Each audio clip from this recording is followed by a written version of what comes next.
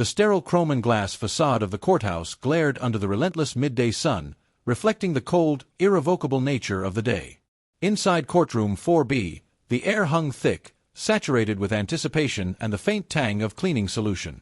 Mark Henderson shifted nervously in his expensive, custom-tailored suit. The fabric suddenly felt like sandpaper.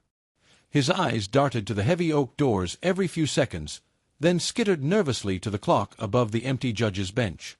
1:52 p.m.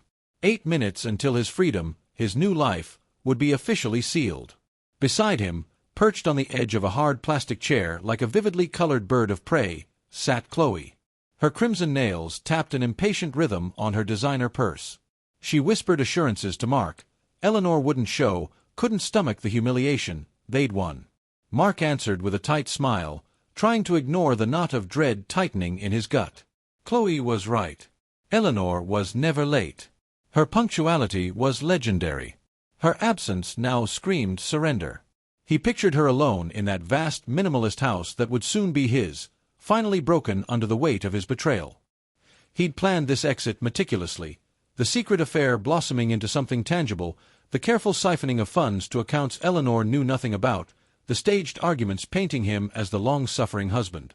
He'd even chosen today, their unlucky 13th anniversary, for the final cruel blow. Poetic justice, he'd thought. Chloe called it delicious. His lawyer, Richardson, a shark in pinstripes, cleared his throat softly. He reminded Mark of the procedure.